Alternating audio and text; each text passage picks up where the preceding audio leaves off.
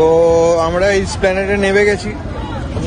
এইখানে যেখানে bus stand আর কি, যেখান থেকে সব দীঘা ফিঘার সবার বাস ছাড়ে সব জায়গায়, তো ওই জায়গাটাতে নেমেছি। কারণ কি ওই দিকটা ওয়ান ওয়ে করে দিয়েছিল, তো নিউ মার্কেটের অপোজিটে নামতে হলো আর কি।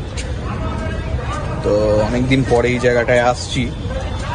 আমিও স্প্ল্যানেডে মোটামুটি কিন্তু 3-4 বছর পরেই আসছি।